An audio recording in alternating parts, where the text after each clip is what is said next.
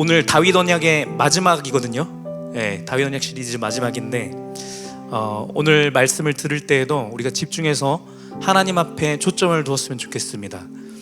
저의 인간됨의 모습, 사람의 목소리를 듣는 것이 아니라 이 시간 가운데 예수 그리스도께서 우리의 심령 가운데 직접 말씀해 주는 시간이다 라고 우리가 믿음의 눈으로 이 시간 가운데 말씀을 대할 때, 여러분, 하나님께서 다윗과 맺어주셨던 그 언약이 이 시간 가운데 예수 그리스도께서 우리 한 사람 한 사람에게 맺어주시는 그 언약으로 느껴질 줄로 믿습니다. 그리고 그 축복이 우리 가운데 임재하는 것을 경험하는 시간 되었으면 좋겠습니다. 우리 같이 기도하겠습니다. 아버지 하나님, 감사합니다. 이 시간에 우리가 마음을 합하여서 주의 얼굴을 뵙기를 원합니다. 말씀 가운데 임재하시는 예수 그리스도의 그 능력을, 그 영광을 바라보기 원합니다. 우리 예배 가운데 함께 하옵소서. 예수님의 이름으로 기도드렸습니다. 아멘. 우리 주님께 다시 한번 영광의 박수 돌리겠습니다. 아멘. 함께하여 주시옵소서. 아멘. 자, 여러분, 다윗 언약의 핵심 키워드 우리 뭐라고 배웠습니까? 네, 우리 김명호 장로님 없었으면 큰일 날 뻔했습니다. 다시 다윗 언약 처음부터 다시 시작할 뻔했는데 감사합니다. 다시 한번 다윗 언약의 키워드는 뭐라고요?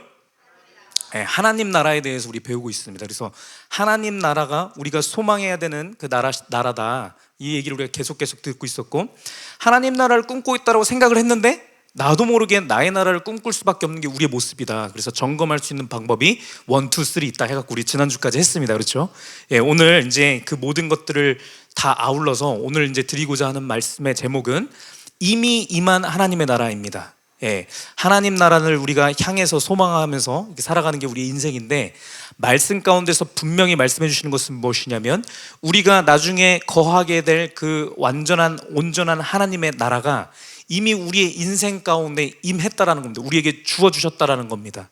그 말씀을 우리가 들을 때 그렇구나라고 하면서 그 하나님의 나라가 진짜로 임재하는 그 능력을 우리가 맛보는 시간 되기를 축복합니다.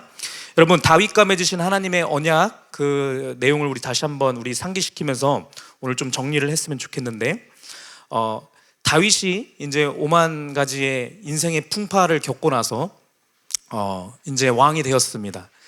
그리고 웅장한 이런 아름다운 궁전에서 이제 배 따뜻하고 등 따스하고 이렇게 그냥 편안하게 이렇게 살고 있는데 문득 그런 생각이 드는 거예요.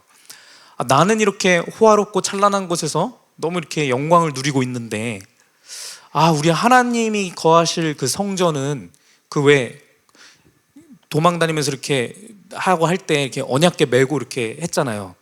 그 모습 그대로 이렇게 천막 치고서 이렇게 하니까 이게 하나님 앞에 너무 죄스러운 거예요. 나만 이렇게 잘 있을 수 있나 싶어서 하나님 앞에 하나님을 위한 하나님의 집을 다윗이 만들고 싶었어요. 그럼 잘한 겁니까? 안 잘한 겁니까? 잘한 거죠. 선한 마음이지 않습니까? 하나님께 최고의 것을 드려야지. 내가 어떻게 하나님보다 더 누릴 수 있어? 이렇게 생각을 했습니다. 그래서 하나님, 제가 머물고 있는 궁궐보다 훨씬 더 멋들어지게 이 세상 최고의 성전을 하나님을 위해서 제가 만들어 드리겠습니다 라는 마음을 먹고 이제 선지자를 불러갖고 내가 이렇게 하겠습니다 라고 얘기를 했어요. 그랬더니 하나님께서 말씀해 주시는 게 무슨 내용이냐면, 우리 다 읽으면 너무 기니까 사무엘하 7장 11절 말씀 후반부의 말씀에 뭐라고 얘기를 하시냐면, 여호와가 또 내게 이르노니 여호와가 너를 위하여 집을 짓고, 16절 말씀에 결국에 얘기하시는 것은 내 집과 내 나라가 내 앞에서 영원히 보존되고 내 왕위가 영원히 견고하리라, 이렇게 말씀을 하십니다. 다윗이 하나님을 위해서 하나님의 집, 하나님의 성전을 제가 멋들어지게 만들어 드릴게요 라고 다윗이 하나님 앞에 딱 이렇게 저 잘했죠 라고 하면서 얘기를 했는데, 하나님께서 하시는 말씀은 무엇이냐면, 너가 나를 위한 집을 짓겠다고? 그거 하지 말고 내가 너를 위하여 집을 지어줄게 라고 하셨습니다. 내가 너를 위하여서 집을 지어줄 것이고 이 집을 근간으로 한 이 나라를 영원히 견고하게 해서 영원히 이게 보존되게끔 내가 할 거야 라고 얘기를 해주셨습니다. 여러분, 이 말씀이 우리에게 주어주신, 우리와 맺으신 언약입니다. 아멘입니까? 이 말의 의미를 우리가 이제는 좀 총정리하면서 깨닫고 알았으면 좋겠습니다.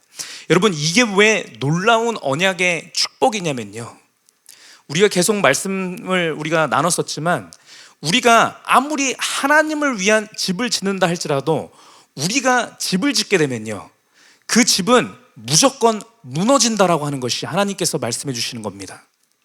우리가 우리의 힘과 노력으로, 우리가 우리의 지혜로 무언가를 제대로 된 것들을 우리가 해보겠다라고 우리의 어깨에 힘이 들어서 무엇을 하겠다라고만 하면, 하나님께서 말씀해 주시는 것은 너의 목적이 아무리 선했든지 간에 상관없이 우리가 심지어 하나님을 위해서 하나님의 집을 짓겠다 할지라도 그 끝은 결국에 하나님의 집을 짓는 것이 아니라 나를 만족시키는 나의 집을 만드는 상태로 끝난다라는 말씀을 계속 해주고 계시는 거예요. 그래서 우리 하나님께서 뭐라고 얘기해 주시냐면, 너는 나를 위해서도 집을 짓지 마. 나를 위해서 집을 짓겠다라고 너가 열심히 다해서 그렇게 하게 되면은 결국에 그것 때문에 무너지고 마니까 그렇게 하지 말고 내가 너를 위하여서 집을 지어줄게 라고 얘기하신 겁니다. 나는 집이 필요 없어. 사실 내가 이거 다 만들었는데 너가 아무리 대단한 거 만들어 봐야 그것이 나에게 편안함을 줄 수 있겠냐, 이 얘기를 하시는 겁니다. 나는 집이 필요 없고 집이 필요한 건 너야 라고 얘기를 하시면서, 그 집이 무너지고 그 집에서 고통받고 슬프고 그러면 안 되니까 내가 아주 너를 만족시키기 위해서 너가 행복할 수 있는 단단한 그런 집을 지어줄게. 내가 만드는 이 집은 영원히 견고할 거야 라고 말씀을 주신 겁니다. 여러분, 우리가 다윗의 언약 처음 시작했을 때 제가 표 하나 보여드렸었는데 기억하시는지 모르겠습니다. 우리 상기시키는 측면에서 다시 보시면 나의 왕국과 하나님의 나라에 대해서 비교해놨던 거 이렇게 보여드렸었는데 기억하시나요? 예, 기억하시죠? 예, 여기에 있는 내용들이 그런 내용과 같습니다. 우리가 우리의 지혜로, 우리의 수고와 노력을 통해서 무언가를 세우려고 하잖아요. 그렇죠? 내가 아름다운 행복한 가정을 만들어야지. 내가 과거에 나의 가정 생활은 너무 불우했어. 내가 이번에 결혼해갖고 딱 하게 되면 나는 진짜 우리 가정을 진짜 멋지게 내가 아주 행복한 가정으로 만들어 볼 거야 라고 하면서 내가 나의 생각과 지혜와 나의 모든 경험들을 총동원해갖고 나의 가정을 행복하게 만들어 봤자 그 나의 힘이 들어간 그 가정은 결국에 나의 왕국이 되고, 그것은 결국에 우리에게 힘듦과 고통과 슬픔만을 주어주시고 그것은 결국에 무너질 수밖에 없다는 얘기를 하고 있는 겁니다. 가정뿐만 아니라 모든 것들이 그래요. 우리가 사회생활을 하면서 내가 대단한 내가 회사를 만들겠어라고 해서 내가 어깨에 힘들어 가잖아요. 그러면 그 사람처럼 스트레스 받는 사람이 없어요. 조금만 뭐 어긋나고 해도 내가 이거 했었어야 되는데 하면서 고통 속에서 살아가게 된다는 겁니다. 교회에서도 내가 우리 부서를 2026년 맞이해서 내가 우리 여성교회 내가 이번에 내가 제대로 한번 해보겠어. 우리 찬양단 내가 한번 제대로 해보겠어. 우리 수영 형제 오늘 일렉 기타 치는 거 보셨나요? 소리 좀 더 키워도 될 것 같아. 너무 조그맣게 해갖고. 수영 형제도 내가 기타 잡고서 내가 이거 완전히 내가 우리 찬양단 한번 제대로 해보겠어 라고 하면요, 수영 형제만 힘든 겁니다. 내가 내 힘이 들어가서 막 하려고 하면은 힘들다라는 거예요. 저 또한 제가 오후 예배 가운데 내가 이렇게 해갖고서 내가 이렇게 해갖고 잘해봐야지 라고 하면은 저만 힘들다라는 거예요.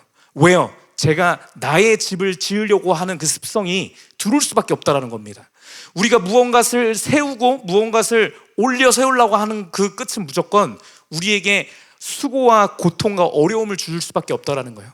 우리 교회도 내가 이렇게 해갖고 우리 교회 내가 부흥시켜 볼 거야, 내가 이렇게 우리 교회를 제대로 한번 해볼 거야 라고 하고선 내 힘이 들어가면 들어갈수록 여러분 그것은 우리에게 너무나 힘듦과 또 그것이 나중에 이루어진다 할지라도 우리에게 허무감을 줄 수밖에 없는 거예요. 왜냐하면 내가 세운 그 집은 결국에 나를 만족시키기 위한 나의 왕국으로 치닫을 수밖에 없기 때문에 그런 것입니다. 그래서 하나님께서 이러한 우리의 연약함을 아시기 때문에 다윗에게 너는 나를 위하여서도 집을 짓지 마 라고 얘기를 하신 겁니다. 아무리 너의 의도가 선하고 좋았다 할지라도 너가 너의 힘으로 나를 위한 집을 지으려고 하면 그것은 결국에 너를 만족시키는 너의 집을 지는 일로 끝나게 될 거야 라고 얘기를 하시는 겁니다. 그래서 하나님께서 내가 손수 지어줄게, 내가 지어주는 그 집은 내가 지은 집이기 때문에 영원히 견고할 거야. 그 집은 내가 통치하는 나의 집, 나의 나라, 하나님 나라가 될 거야 라고 이렇게 쭉 얘기해 주신 겁니다. 여러분 이 표를 이렇게 보시면서 우리가 오늘 결론적으로 들어야 되는 얘기는 이 하나님의 나라에 대한 내용인데, 성경 말씀 가운데 이 나의 왕국과 하나님의 나라를 아주 비교해서 제대로 우리에게 비유해 주신 그 큰 흐름이 있는데, 그것은 무엇이냐면 창세기부터 요한계시록까지 흐르는 그 맥이 있는데, 나의 왕국의 대표적인 상징은 무엇이냐면 창세기에 나오는 바벨탑입니다. 바벨탑은 내가 나의 힘으로, 나의 노력으로, 사람들이 사람의 지혜로 쌓아 올린 집이거든요.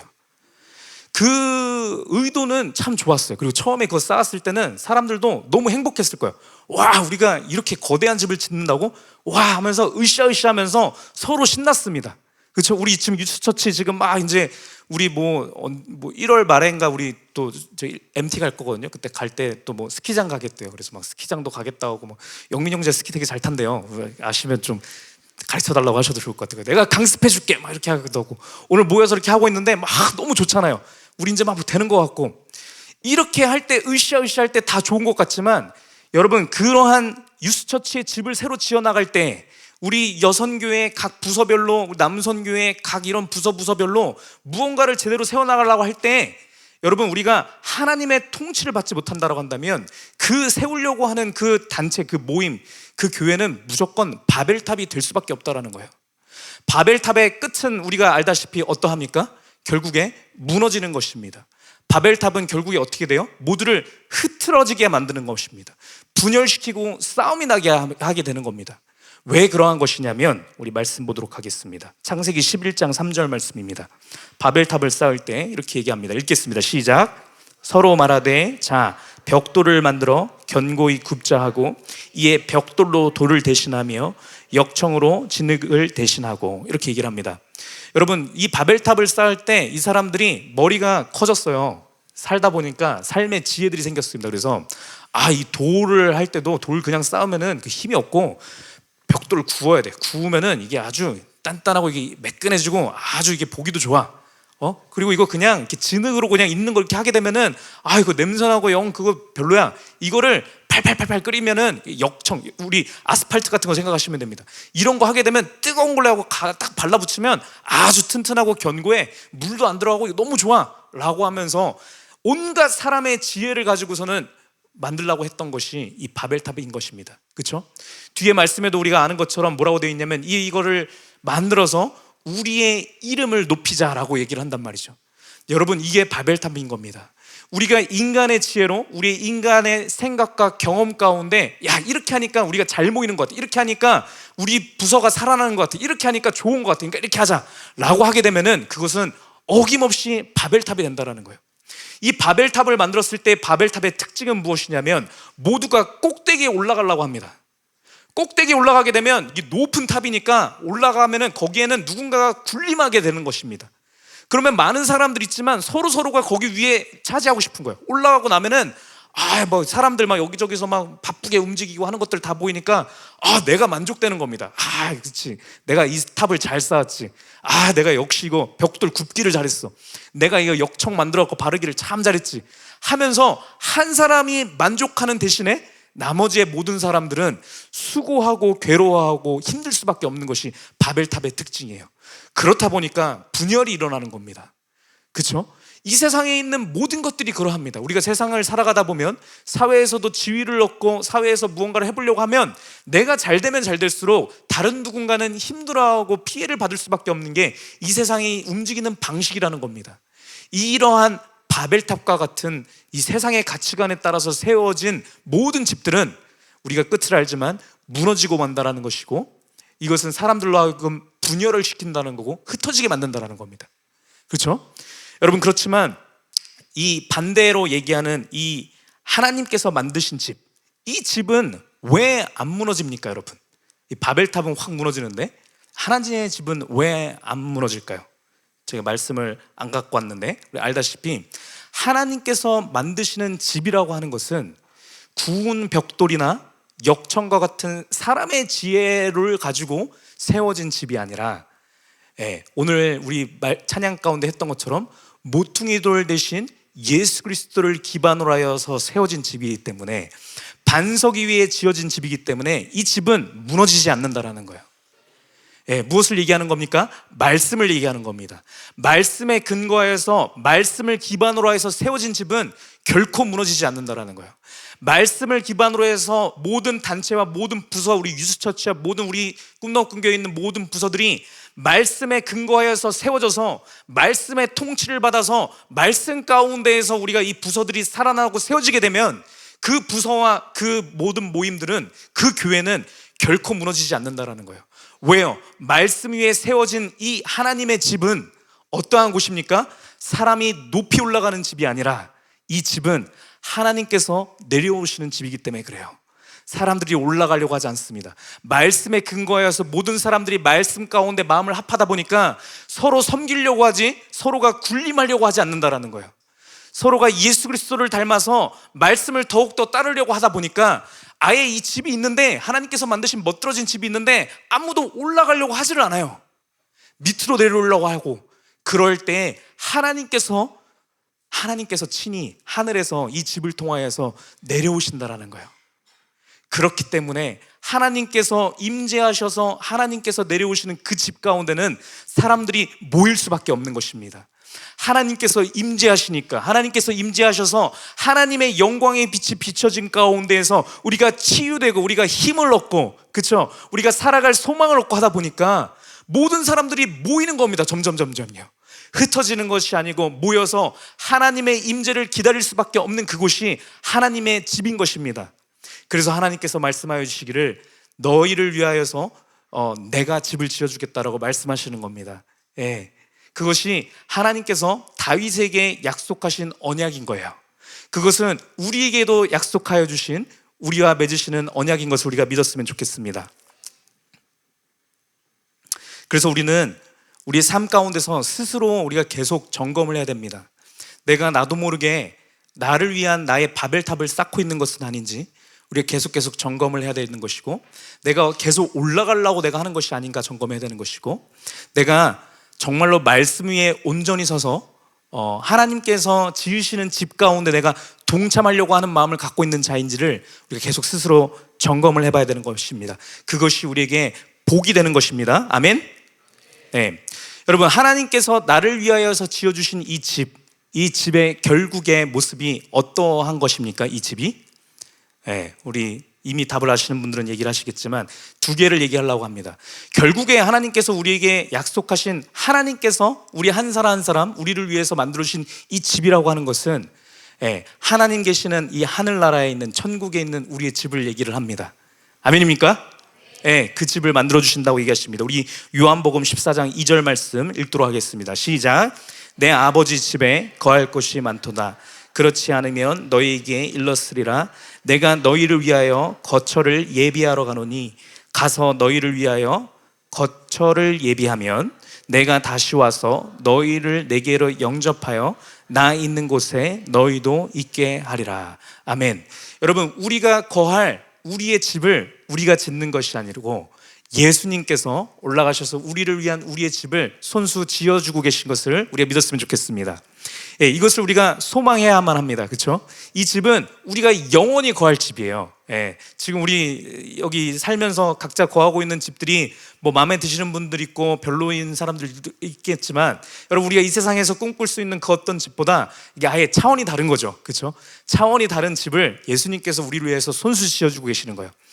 무너지고 다툼이 있고 서로 시기하고 질투할 수 있는 그런 집이 아니라 모두를 만족해 할 수 있는 그 좋은 곳을 하나님께서 우리에게 마련해 주신다는 겁니다.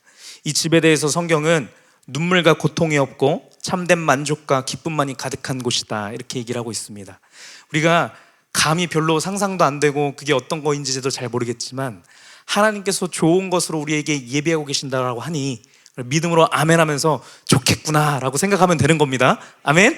네, 여러분, 그런데 사실 그래서 우리가 이 소망을 가지고 살아가는 사람들이 우리 성도들인데, 크리스찬들, 예수님을 영접한 우리들인데, 방금 잠깐 말씀드렸다시피 우리가 이 모습이, 이게 예수님께서 우리를 위해서 만들어주신다는 그 집이 어떠한 집인지 우리가 잘 모르니까, 그렇잖아요. 이게 무슨 모델하우스가 있는 것도 아니고 설계도 우리한테 준 것도 아니고 방 몇 개인지도 모르잖아요, 우리가. 그렇죠?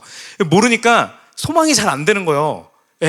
그래서 하나님께서 소망할 수 있게 하기 위해서 하나님이 우리를 위해서 손수 만들어주신 하나님의 집을 이 땅 가운데도 모델하우스처럼 우리에게 주셨는데, 그것이 무엇입니까? 교회입니다. 교회. 예, 교회인 것입니다. 우리 꿈 넘어 꿈 교회가 하나님께서 우리를 위하여서 손수 지어주신 집인 것을 믿었으면 좋겠습니다. 예, 우리 꿈 넘어 꿈 교회뿐만 아니라 이 땅에 있는 모든 교회들이 그러합니다.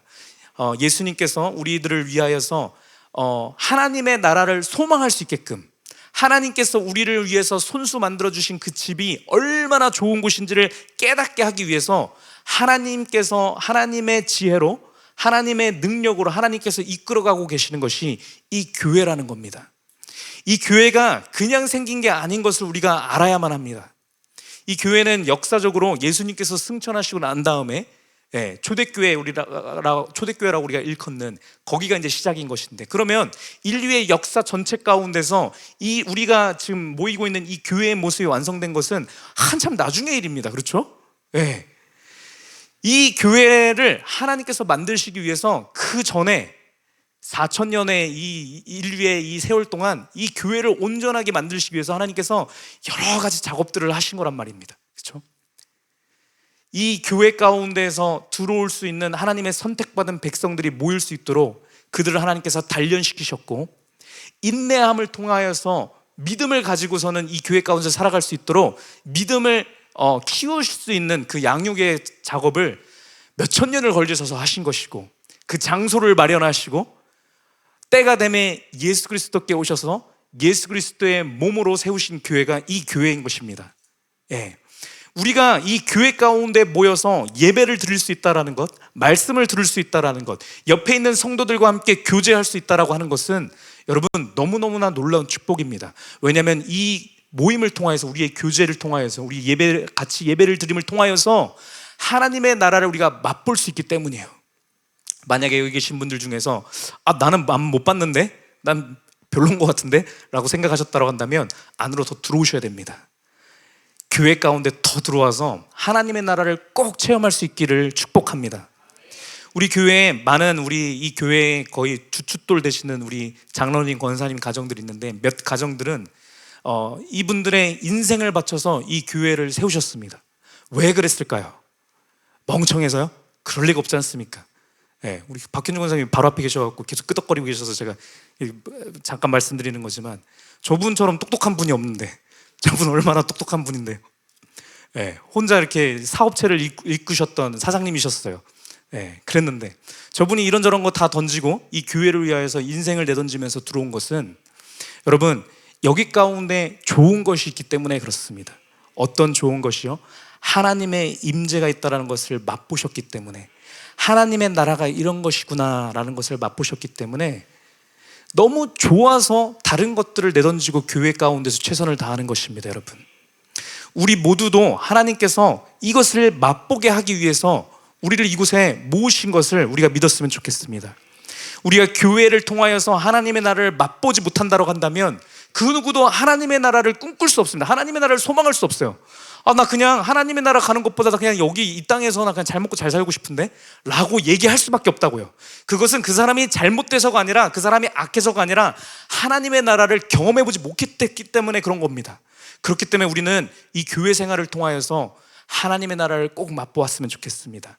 사람의 지혜와 사람의 생각과 사람의 경험이 난무하는 그런 교회가 아니라, 그런 바벨탑이 아니라 하나님의 말씀의 기반 위에 세워진 교회, 하나님의 말씀이 움직여서 하나님의 말씀 가운데서 교제가 살아있으며 그 교제 가운데서 생명이 살아나는 것을 목도할 수 있는 그런 교회, 그 교회를 우리가 경험했으면 좋겠습니다.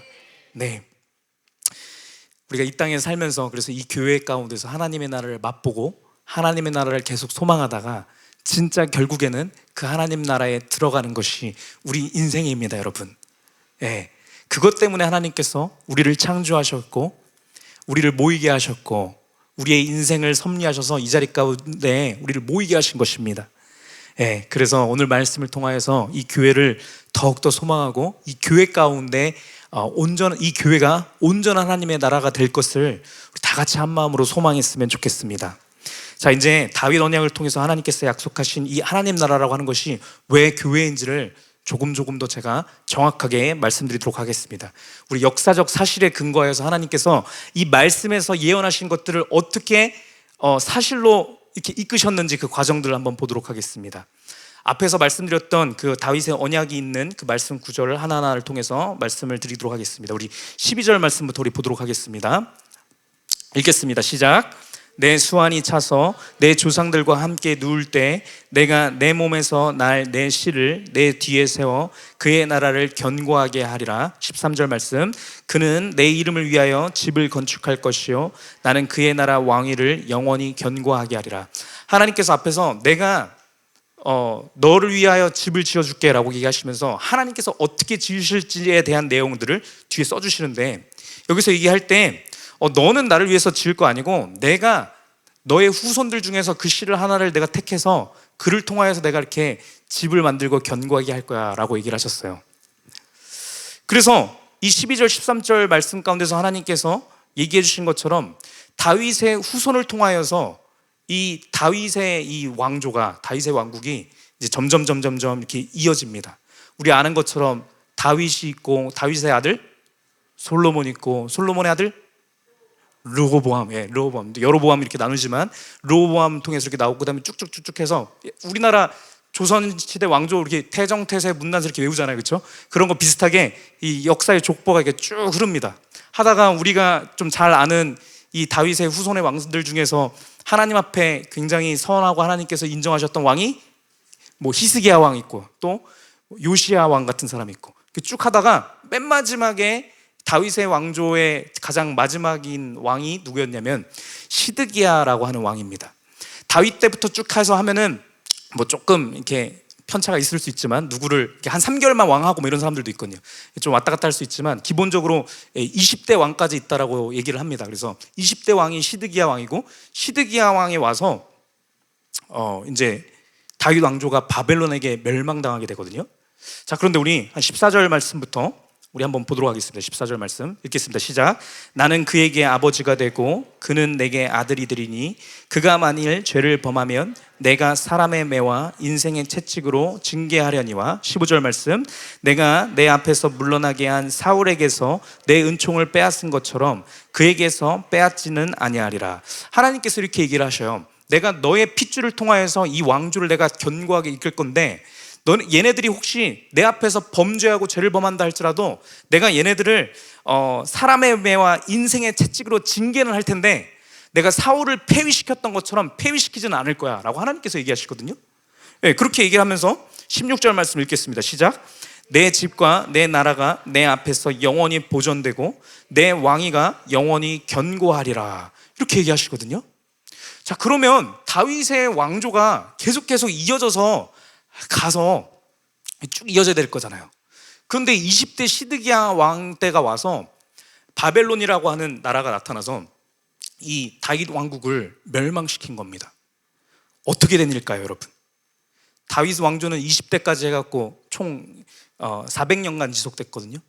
400년간 지속됐는데 이 16절의 말씀 가운데 하나님께서 영원히 견고하게 하셨다, 이렇게 견고하게 하시겠다 얘기하셨는데 이 말씀이 잘못된 걸까요? 우리의 육신의 눈으로 봤을 때는 잘못된 것처럼 보일 수 있는데 여러분, 결론적으로 말씀드리지만 그렇지 않다라는 겁니다. 하나님께서 내뱉으신 하나님의 말씀은 절대적인 진리라는 겁니다. 여러분, 우리의 육신의 눈으로 봤을 때는 아무리 아닌 것 같아 보인다 할지라도 우리가 몰라서 그렇고 우리가 연약해서 그렇고 우리의 지혜가 짧고 지식이 짧아서 그렇지 하나님 차원에서 보면은 그렇구나 라고 하면서 하나님 차원에 끌고 가시는 섭리와 역사를 우리는 발견할 수밖에 없다라는 거예요. 여러분, 하나님께서 약속하신 이 다윗의 왕조가 우리 이미 배웠던 것처럼 이것은 이스라엘의 한 왕국을 얘기한 게 아니라, 그렇죠? 이 세상이 존재하기 이전부터, 이 세상이 멸명한 그 이후까지, 영원 전부터 영원 후까지도 존재하는 영원한 하나님의 나라에 대한 모델이었기 때문에 하나님께서는 이 사실을 명확하게 얘기해 주시기 위하여서 이 하나님의 나라라고 하는 것은 너네들이 다윗 왕조, 너네들의 한 사람 한 사람 왕들이 잘나서 너네들이 이 하나님의 나라를 이 땅에 오게 하는 것이 아니라 내가 나의 능력으로, 나의 지혜로, 나의 사랑으로, 나의 은혜로 내가 손수 짓는 이 나라가 하나님 나라라는 것을 보여주기 위해서 하나님께서 의도적으로 이 일들을 행하신 것을 우리가 믿었으면 좋겠습니다. 이스라엘 사람들은 근데 이것을 볼 때 다윗 왕조가 몰락하는 것을 보고 잠깐 몰락했으면서도 사실 이 말씀을 붙들었거든요. 그래도 하나님께서 영원히 보존케 하신다고 하셨으니까 다시 살아나겠지 라고 생각을 했었는데도 조금 지나고 나니까 이게 이루어지지 않는 것 같은 거예요. 그래서 낙심하면서 하나님 없는가비요 이러고 있을 때마다 하나님께서 말씀을 보내주셔서 다시 하나님의 약속을 상기케 하셨다라는 겁니다. 우리 구체적으로 되게 많은데 아모스서 9장 11절 말씀만 읽어보도록 하겠습니다. 낙심해서 다윗의 왕조가 몰락해갖고 다시는 일어나지 못할 것처럼 느껴졌던 이스라엘 사람들에게 하나님께서는 이런 말씀을 부어주십니다. 읽겠습니다. 시작.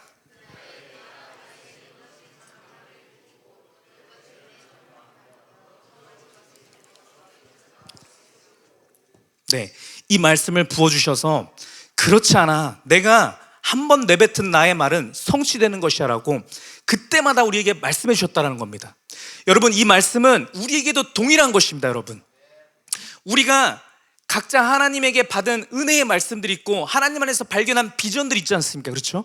하나님께서 나를 이렇게 이끄시겠구나, 하나님께서 나의 가정을 이렇게 이끄시겠구나 라고 하는 것들이 있는데, 우리가 세월을 살아가다 보면은 아닌가? 이거 아니었나? 라고 생각이 들 때가 있는데, 그때마다 우리 하나님께서는 동일하게 우리에게 말씀을 보내주셔서 말씀 가운데 하나님의 마음을 상기케 하시고 하나님의 말씀을 상기케 하시고 다시 하나님의 하실 일들을 소망케 하시는 분이 우리 하나님인 줄 우리가 믿었으면 좋겠습니다.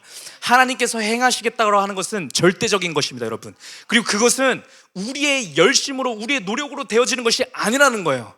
하나님의 노력으로, 하나님의 능력으로, 하나님의 지혜로 이루어지는 것이기 때문에 우리가 생각하는 시간의 흐름과 타이밍과 방식하고는 다를 수 있다는 거예요.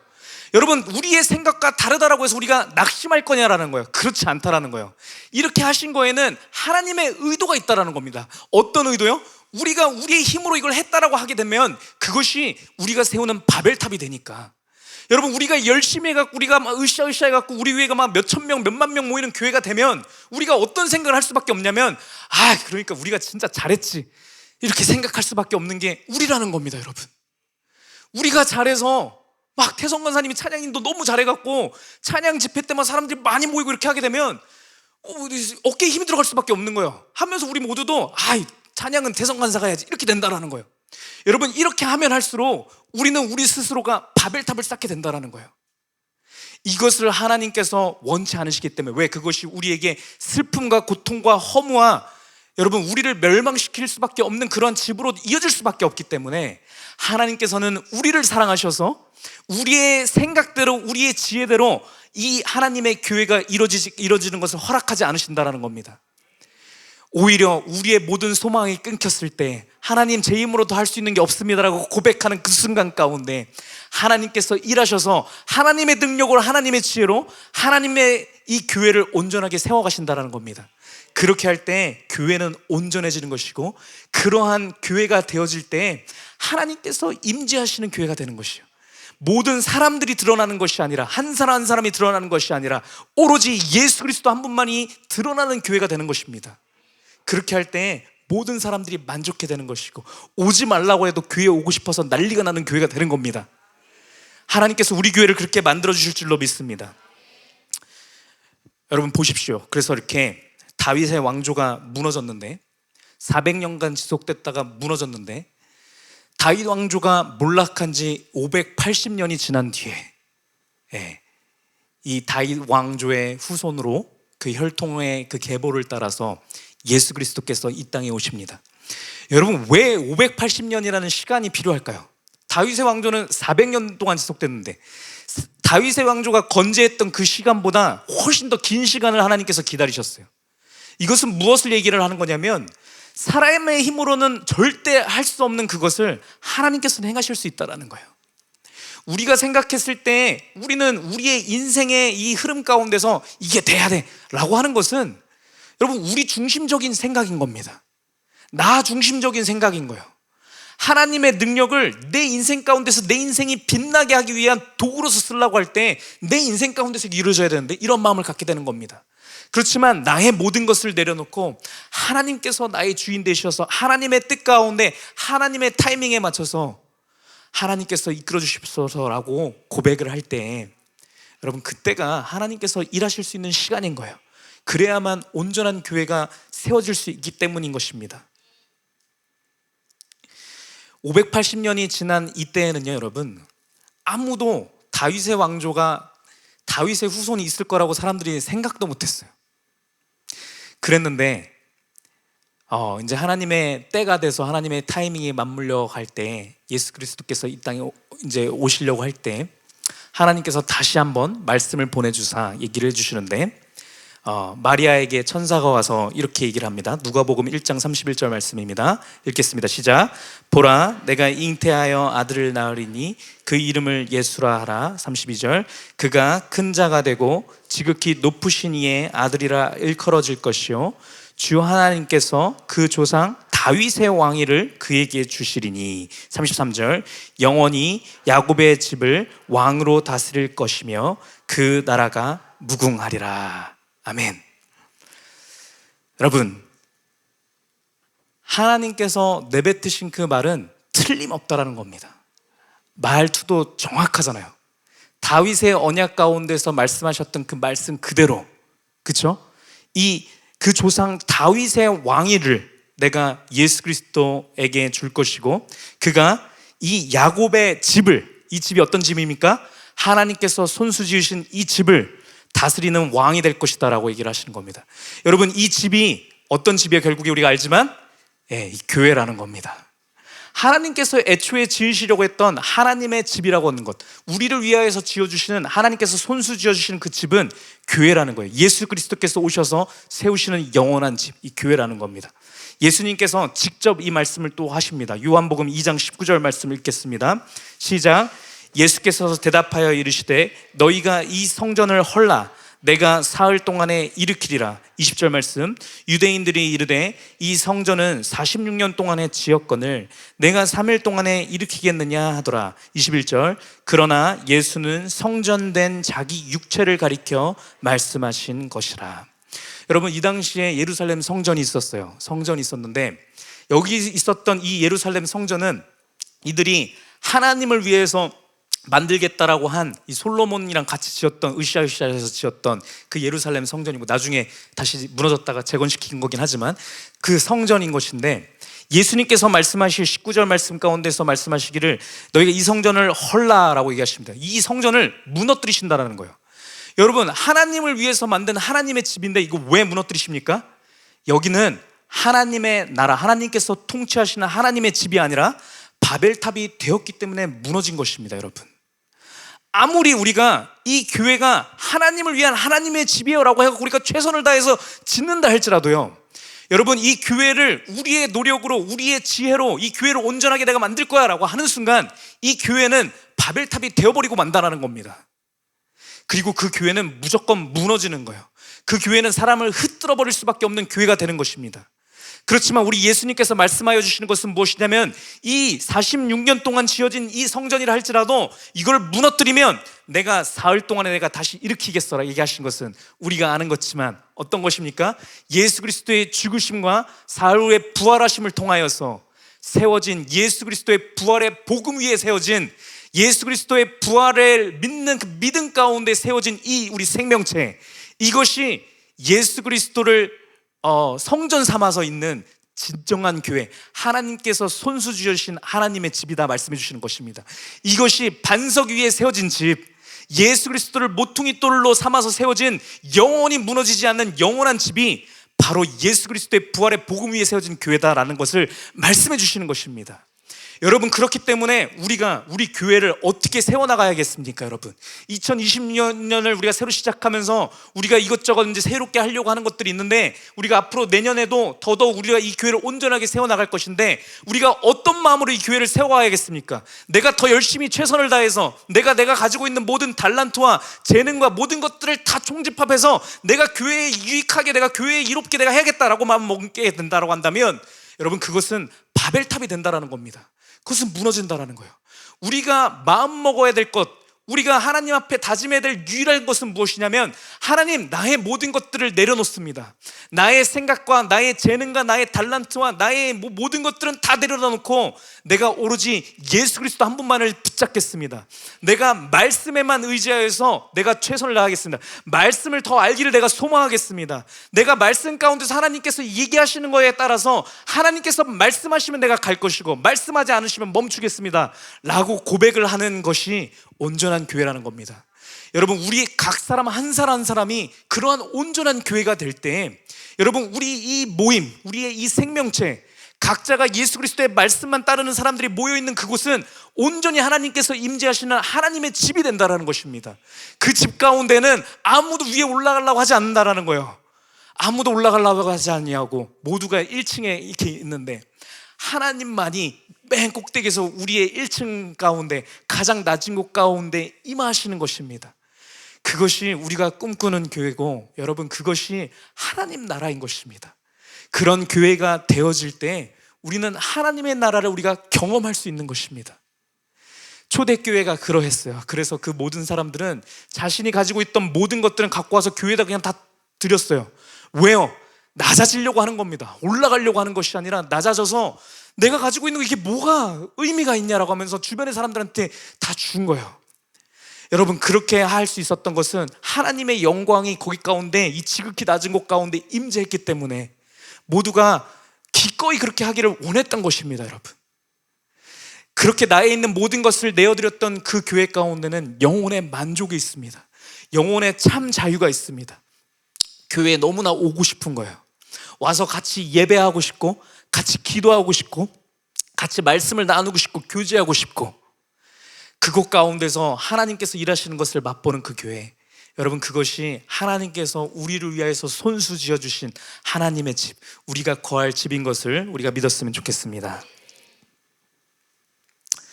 이렇게 말씀을 드렸는데 어떤 분들은 그래도 내가 잘 모르겠는데 라고 얘기하시는 분이 있을지 모르겠습니다. 여러분이 뭘 잘못해서가 아니라 저를 포함하여서 우리 모두가 사실 그럴 수밖에 없는 자들입니다. 이스라엘 사람들, 유대인들도 그러했습니다.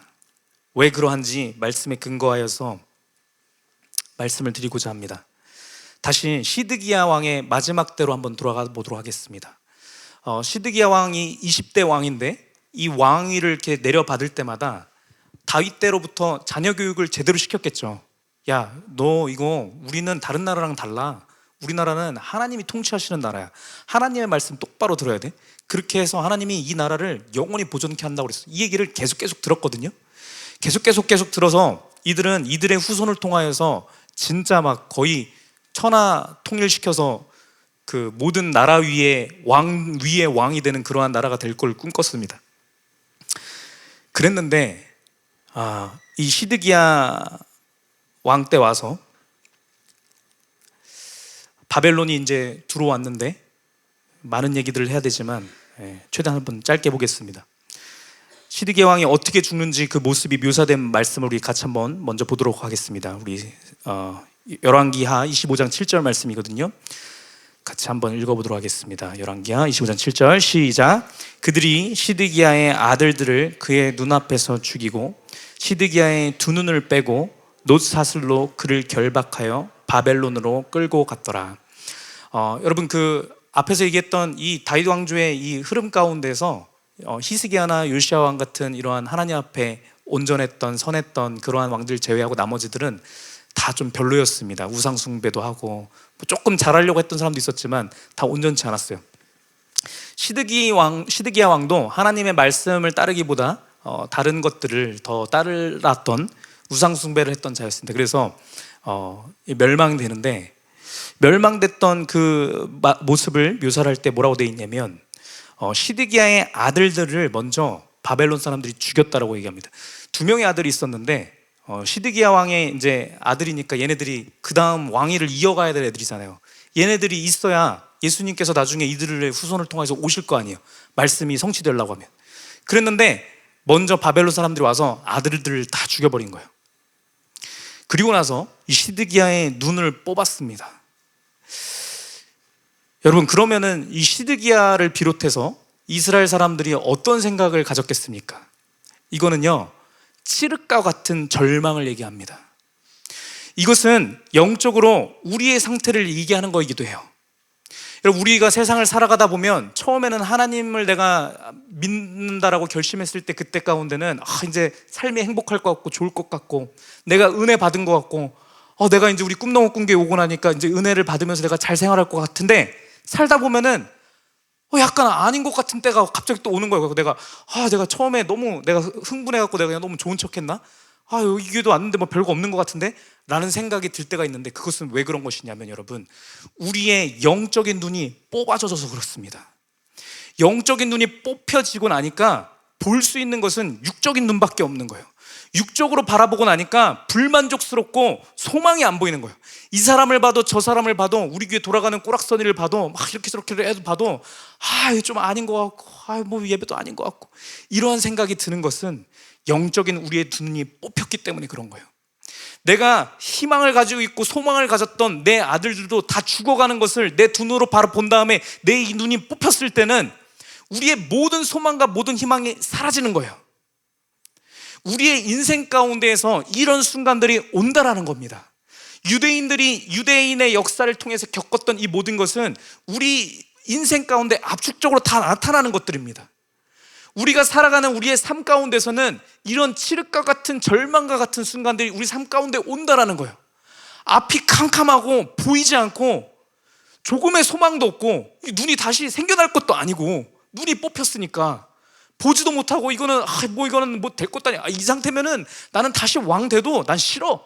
이런 상태로 완전 철저한 그러한 절망 가운데 빠질 수밖에 없는 게 우리 인생의 모습이라는 겁니다. 유대인들은 이러한 마음이 들 수밖에 없었습니다. 실제로 시드기야 왕의 아들들이 죽어가는 것을 보고 우리의 왕이었는데 눈이 뽑혀갖고서는 바벨론에 끌려가는 모습들을 유대인들이 봤을 때 얼마나 절망적이겠어요. 얼마나 하나님의 말씀이 가짜였다고 생각했을까요? 하나님께서 영원히 이 다윗의 왕위가 멸망되지 않을 거야 라고 말씀을 주셨는데 그 말씀은 거짓이었나 보다. 우리한테 거짓말 치셨나 보다. 아니 하나님 없었나 보다. 내가 그냥 뭐에 홀렸었나 보다 라고 생각하는 사람들이 많이 있을 수 있었다는 거죠. 근데 그러할 때 하나님께서 말씀을 보내주신다는 거예요. 여러분, 이사야를 통해서, 예레미야를 통해서, 에스겔을 통하여서, 우리 또 아까 봤던 아모스를 통하여서 계속 말씀을 보내주셔서 그렇지 않아. 너희의 육신의 눈 가운데 봤을 때는 아무리 소망이 전혀 없고 모든 것들의 희망의 끈이 다 끊어진 것처럼 보일지 모르겠지만 나를 믿어라. 나를 의지해라. 나 하나님이 여전히 살아있는 것을 너희가 믿어라 라고 하나님께서 말씀을 보내주신 거예요. 여러분, 이 일이 우리의 인생 가운데도 동일하게 나타나고 있는 것을 우리가 알아야만 합니다. 우리의 인생에 소망이 없다라고 느껴질 때, 우리의 인생 가운데 뭐 더 이제 잘 될 것도 없을 것 같다라고 했을 때, 아무리 육적으로 바라봤을 때 내가 여기 직장만 들어가면 될 것 같은데, 내가 이 사람만 만나면 될 것 같은데, 결혼만 하면 될 것 같은데, 내가 이 교회만 오면 될 것 같은데 라고 했던 그 소망의 끈들을 우리가 조금씩 하다가 뭔가 얻고 뭐 끊어지고 해갖고 모든 것들이 끊어지고 나면요, 여러분, 우리 가운데서도 하나님 없는 거 아닌가? 라는 때가 온다라는 거예요. 여러분, 근데 그러할 때 우리에게는 선택지가 있는데, 어떤 선택지가 있냐면 영적인 두 눈이 뽑힌 상태 가운데서 우리의 육의 눈만 의지하여서 그렇다, 소망이 없다 라고 하면서 절망 가운데 그냥 들어갈 수 있는 방법이 하나가 있고, 다른 하나는 무엇이 있냐면 육적으로는 소망이 전혀 안 보임에도 불구하고 믿음으로 하나님의 말씀이 무조건 옳다라고 믿을 수 있는 방법이 있다라는 거예요. 이스라엘의 이 역사 가운데서도 하나님께서 택하신 선지자를 통하여서 말씀들이 계속 부어졌고, 여러분, 우리의 예배 가운데서도 모든 예배들, 공예배를 통해서 하나님께서 각 사람에게 필요한 말씀들을 부어주고 계시는데, 중요한 것은 무엇이냐면 우리가 이것을 믿음 가운데 보이지 않는 순간 가운데 잡을 수 있느냐, 아니면 이것을 잡지 않고 나의 육적인 눈을 의지하여서 아무리 그렇다 할지라도 방법이 없어, 방법이 없는데 이게 어떻게 될 수 있어, 뭐가 건덕지라도 있어야 내가 소망할 수 있지 라고 하면서 절망 가운데 들어갈 수 있는 두 가지 방법이 있었고, 이스라엘 사람들도 그러했다라는 겁니다.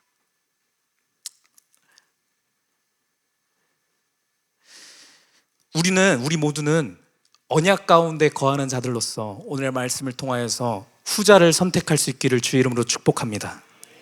하나님의 말씀을 들을 때, 하나님의 말씀을 통해서, 오늘 말씀을 통하여서도 우리가 거하게 될 이 하나님의 나라가 우리 교회 가운데 이미 임재하였고 우리가 여기 가운데서 하나님의 나라를 경험할 수 있다라고 하나님께서 말씀해 주시니 그 말씀 가운데 아멘입니다라고 우리가 고백할 수 있는 우리 모두 되었으면 좋겠습니다. 우리의 두 눈이 그렇게 보이지 않고 그렇게 느껴지지 않을 때, 우리가 이 교회 가운데서 같이 신앙생활을 하면서 옆에 있는 관계 가운데서 힘들어지고 뭔가 불평할 거리들이 생기고 할 때 아무것도 소망할 수 없는 그 상황 가운데서 우리가 말씀을 택하여서 여전히 나는 하나님의 말씀이 참된 진리라고 믿습니다라고 고백할 수 있는 믿음의 고백들이 우리의 고백이 되었으면 좋겠습니다. 하나님께서 어떻게 일하셨는지 한번 봤으면 좋겠습니다. 시드기야의 눈이 다 뽑히고 아들들이 다 죽었다라고 했어요. 근데 성경에서 분명히 얘기하시는 것은 예수 그리스도께서 다윗의 후손으로 오셨다라고 그랬죠. 어떻게 이루어졌을까요?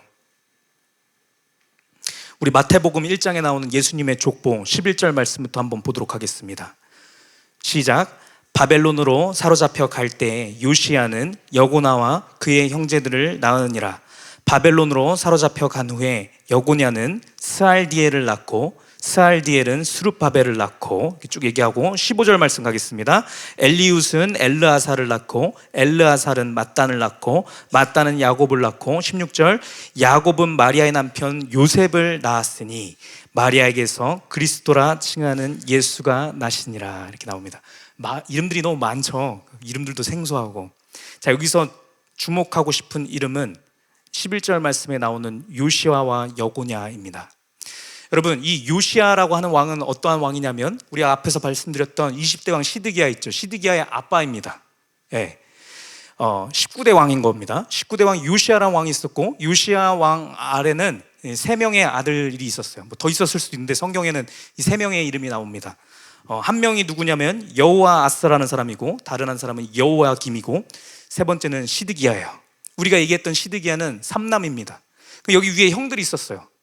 여호아하스, 여호야김, 이 둘이 있었는데 왜 시드기야가 됐냐면은 이 둘이 죽었습니다. 뭐 이러저렇게 하나님 앞에 악하고 해서 이렇게 죽고 저렇게 죽었어요. 그래서 바벨론에서 얘네들을 속국으로 하면서 이 시드기야를 왕 위에 이렇게 세워요. 그렇게 된 건데 시드기야 왕은 그렇게 했다가 나중에 이제 바벨론한테 까불다가 이제 죽어갖고 아들까지 다 죽고 이렇게 끝났잖아요. 그랬는데 여호아하스와 여호야김이 죽었지만 여호야김이라고 하는 사람의 아들이 있었는데 그 아들의 이름이 여기에 나온 여고냐라고 하는 사람입니다. 이 여고냐라고 하는 사람은 다른 이름으로 여호야긴이라고 불리기도 해요. 그렇긴 한데 뭐 그거 어려우니까 간두시고 여고냐라는 사람이 있는데 이게 생각해 보면 그렇잖아요. 이게 큰 형인데 큰 형이 죽었어. 근데 큰 형의 아들들이 뭐 없어. 그러면 둘째가 왕위에 오르고 둘째가 죽었어. 그러면 그의 아들들이 이제 원래 왕이 돼야 되잖아요. 근데 하고 나서 시드기야가 됐거든요. 왜 그랬냐면 바벨론 사람들이 그렇게 세운 겁니다. 이거는 사람의 인본주의적인 흐름이 여기부터 흘러간 거예요. 하나님께서 인정하신 것이 아니라 인본주의적인 흐름이 쭉 간 거고 인본주의적인 흐름 가운데서 나온 왕위는 끊겼다라는 겁니다. 여러분, 이게 하나님께서 우리에게 주시는 메시지예요. 우리의 힘으로 하려고 하잖아요. 그러면 하나님께서는 우리의 힘으로 안 가게 하기 위해서, 왜냐하면 그것은 멸망이니까 결국엔 파멸이니까 이것이 아예 끊어지게 하시는 겁니다. 그리고 하나님께서는 하나님의 남은 자를 반드시 남기셔서 그 남은 자를 통하여서 하나님께서 일을 행하시는 거예요. 어떤 사람을 남겨놓으셨냐면 이 둘째 되는 이 사람 여호야김이라고 하는 사람의 아들 여고냐를 남겨놓으신 건데, 우리 예레미야서 22장 24절 우리 빠르게 한번 보도록 하겠습니다. 이렇게 얘기하십니다. 여호와의 말씀이니라 나의 삶으로 맹세하노니 유다 왕 여호야김의 아들 고니야라고 나오죠. 이거 여고냐 얘기하는 겁니다. 우리도 이렇게 저 이름 영혁인데 저희 부모님 저한테 혁아 이렇게 부르거든요. 약간 그런 느낌이에요. 여호야긴에서 여호와를 뺀 겁니다. 사실 여기도 하나님의 이 진리가 숨겨져 있습니다. 여호와는 거룩한 이름이거든요. 이거 빼고 한 겁니다. 그래서 이렇게 고니야 이렇게 나오는 건데, 어쨌든 고니야가 나의 오른손에 인장 반지라 할지라도 내가 빼어 내 생명을 찾는 자의 손과 내가 두려워하는 자의 손 곧 바벨론의 왕 느부갓네살의 손과 갈대아의 손에 줄 것이라, 이렇게 얘기를 하십니다. 여러분 여기에서 나오는 나의 오른손에 인장 반지라 할지라도 내가 그를 빼겠다라고 얘기하는 거예요. 여러분, 인장 반지는 뭐냐면 왕권을 얘기하는 겁니다. 옛날에 우리 조선시대로 생각하면 옥새 같은 거 있잖아요. 옥새 갖고 있는 사람이 왕이잖아요. 그래서 옥새 갖고 막 도망가고 이러잖아요. 이 반지에 이 인장 반지가 있어요. 그래서 이렇게 체결할 때 인장 반지를 이렇게 꾹 찍는 겁니다. 이러한 이 인장 반지는 왕권을 얘기하는 거예요. 여기에서 얘기 나오는 이 고니야, 여고냐라고 하는 사람은 여호와의 하나님께서 언약 가운데 다윗의 왕위를 잇는 사람으로 하나님께서 부르신 사람이었어요. 근데 하나님께서 뭐라고 말씀하시냐면, 얘가 아무리 내 언약 가운데 있는 왕이라 할지라도 내가 뺄 거야 라고 얘기하시는 거예요. 왜? 하나님 앞에 악했기 때문에요. 하나님의 말씀을 순종하지 않고 하나님의 말씀보다 더 앞서는 우상 숭배들을 많이 했던 사람이기 때문에 얘를 빼내겠다라고 합니다. 그러면서 뭐라고 얘기하시냐면, 30절 말씀에 뭐라고 얘기하시냐면, 여호와께서 이와 같이 말씀하시니라, 너희는 이 사람이 자식이 없겠고 그의 평생 동안 형통하지 못할 자라 기록하라, 이렇게 얘기를 합니다. 이는 그의 자손 중 형통하여 다윗의 왕위에 앉아 유다를 다스릴 사람이 다시는 없을 것임이니라, 이렇게 얘기합니다. 여러분 보십시오. 여고냐의 자식들이 있었어요. 근데 하나님께서 여고냐를 폐위시키신 다음에 얘기하시기를, 얘네들의 자식은 없다라고 기록해 라고 하나님께서 시키신 거예요. 살아 있었는데 없다라고 하나님께서 감추신 것입니다. 그래서 이스라엘 사람들은 이 아까 말씀드렸던 시드기야의 여기가 마지막 왕이라고 생각을 했던 거예요. 왜냐하면 기록 가운데 없으니까. 위에 있는 형들도 자녀들 다 없잖아 라고 생각할 수밖에 없었던 거예요. 근데 여기 가운데는 하나님의 섭리가 있다는 겁니다. 여러분, 무슨 얘기를 드리는 거냐면요, 여러분, 우리가 아무리 하나님 앞에 악하고 우리 언약 가운데 못 서 있다 할지라도 우리 하나님께서는 하나님의 열심 가운데 하나님께서 약속하신 하나님의 언약의 말씀을 반드시 성취하신다는 거예요. 우리가 아무리 엇나간다 할지라도 우리의 모든 것을 덮으시고 숨기심 가운데 그것을 통하여서 예수 그리스도께서 임재하신다는 겁니다. 우리의 죄악 가운데 우리의 죄악들을 덮으시고 이 죄악 가운데 예수 그리스도께서 임재하셔서 내가 죽었다라고 생각할 때, 소망이 없다라고 생각할 때 예수 그리스도께서 그 핏줄로 오셔서 하나님의 일을 이루신다는 거예요. 여러분, 우리가 배웠던 다윗 언약의 모든 말씀들을 기억해 보십시오. 솔로몬이 어떻게 나왔습니까? 다윗의 범죄함을 통해서 나온 겁니다. 그렇죠? 많은 부분들을 그래요. 이게 무슨 얘기를 하는 겁니까? 여러분, 우리는 하나님 앞에 나의 죄악됨이 드러나야만 해요. 하나님보다 앞서려고 하는 나의 모든 것들, 나의 자존심과 나의 재능과 나의 생각과 다른 사람들을 정죄하고자 하는 나의 모든 마음들이 우리는 하나님 앞에 드러나야만 하는 거예요. 드러나고 하나님의 말씀 앞에 우리가 회개하고 돌이켜야만 한다는 거예요. 왜요? 그 회개함 가운데 예수 그리스도께서 임재하신다는 겁니다. 그렇게 하고 하나님의 통치가 그때서부터 시작되는 것입니다. 그때서부터 하나님의 통치가 이어지고 하나님의 임재와 하나님의 나라가 시작되는 것입니다. 여러분,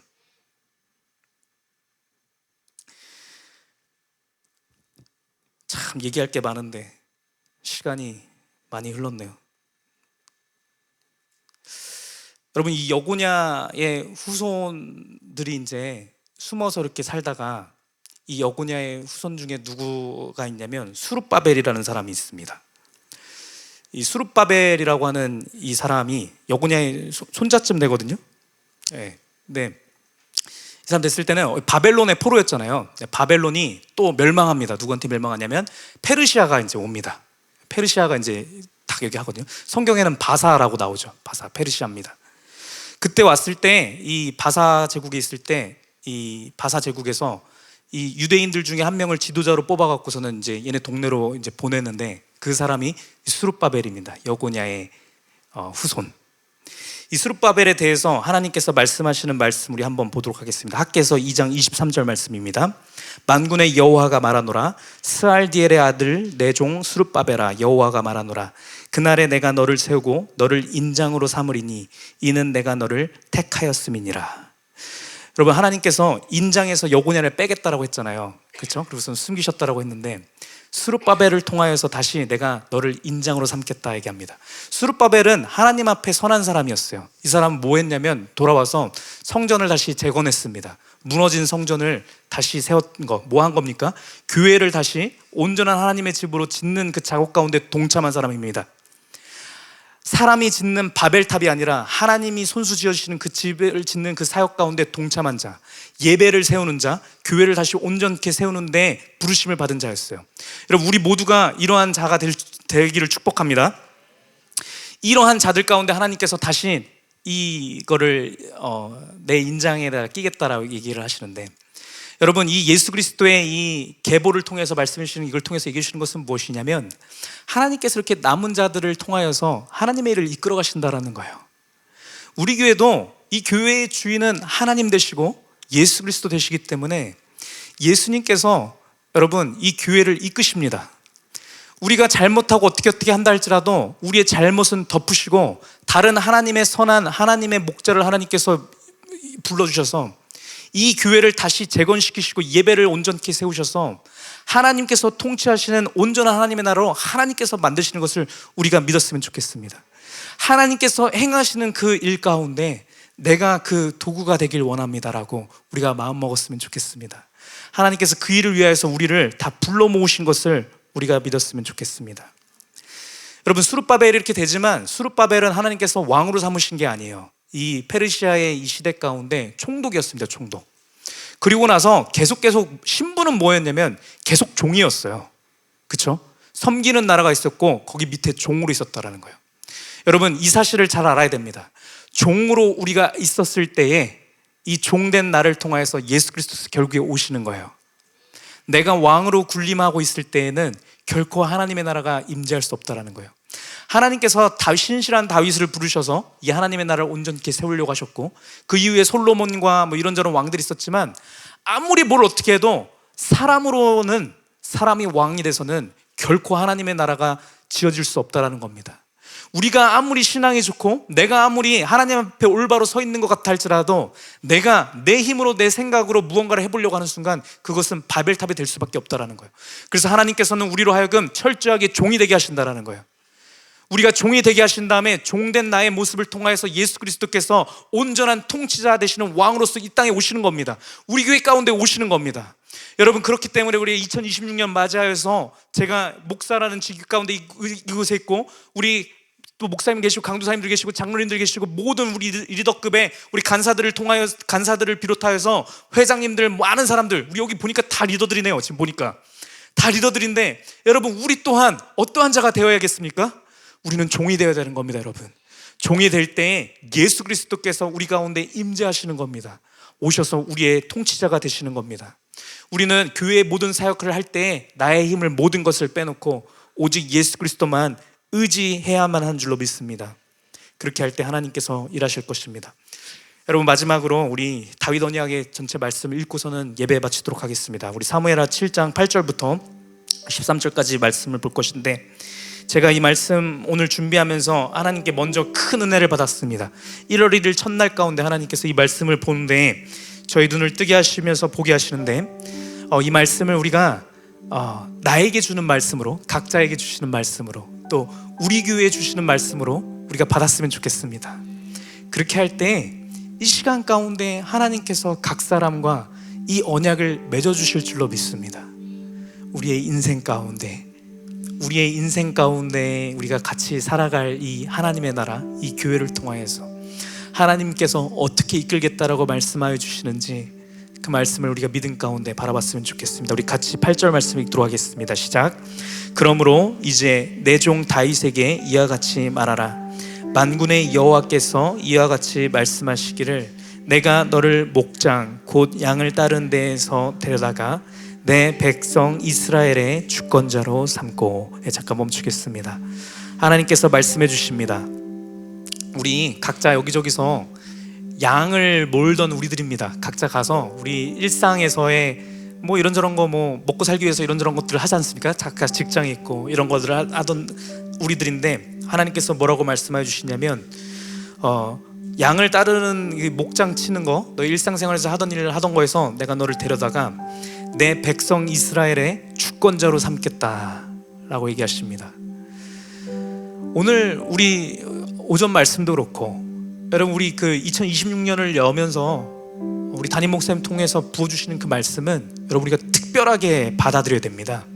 왜냐면요, 그 말씀은 그냥 우리 담임 목사님 해주시는 말씀 아니고 하나님께서 우리 교회 가운데, 우리 교회 2026년 가운데 주신 말씀이거든요.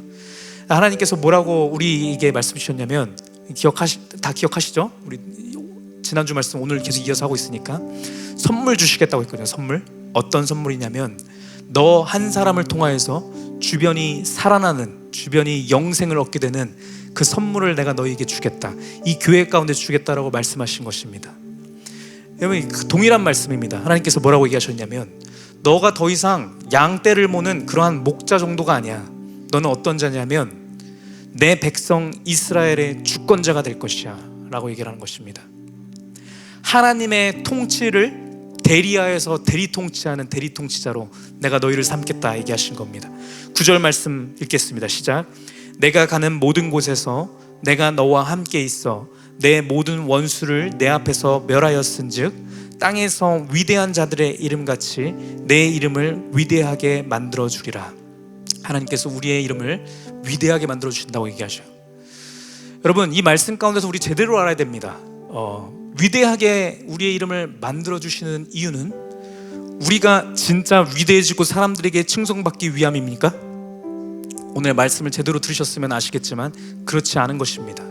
하나님께서 우리를 위대하게 만들어 주신다고 했을 때 우리가 위대해질 수 있는 유일한 이유는 우리를 통하여서 예수 그리스도만이 드러나고 예수 그리스도만이 높임을 받고 예수 그리스도만이 칭송을 받겠다라고 하는 그 종된 마음이 있을 때, 그러한 우리를 기뻐하사 우리를 높여주시겠다는 얘기를 하시는 겁니다.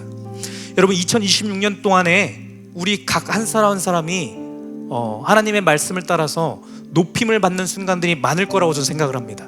하나님의 말씀을 따르고 하나님 말씀 가운데 살아가기를 소망하는 우리 한 사람 가운데 하나님께서 복되게 하사 위대한 사람을 만들어 주실 것인데, 여러분, 그러할 때 우리가 명심했으면 좋겠습니다. 내가 바벨탑을 쌓지 않겠다고, 나를 죽이고 내가 철저하게 종이 돼서 오직 모든 영광을 예수 그리스도께만 올려드리겠다고 다짐하는 그러한 믿음의 소유자들에게 하나님께서 이 말씀을 주신 줄로 믿습니다.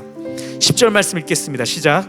내가 또 내 백성 이스라엘을 위하여 한 곳을 정하여 그를 심고 그를 거주하게 하고 다시 옮기지 못하게 하며 악한 종류로 전과 같이 그들을 해하지 못하게 하여. 우리 교회에 특별한 것 같습니다. 그렇죠?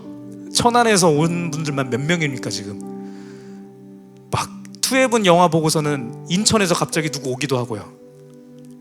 여기저기에서 하나님께서 사람들을 불러 모아주고 계시는데, 하나님께서 저로 하여금 이 말씀을 주목하게 하셨습니다. 하나님께서 제게 주신 음성은 무엇이냐면, 내가 한 곳을 정하여 그를 심고 그를 거주하게 하고 다시 옮기지 못하게 하겠다.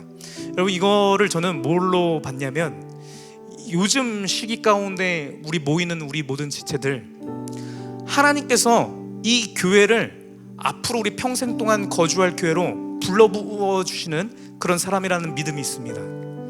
우리가 지금까지는 이 교회 저 교회 기웃기웃거리고 이 교회 등록해보고 저 교회 등록해보고 왔다 갔다 하고 뭐 잠시 쉬기도 하고 이렇게 했을지 모르겠지만, 하나님께서 우리 교회에 복을 주사 이제는 이곳 가운데 아예 심어서 거주하게 하신다는 겁니다.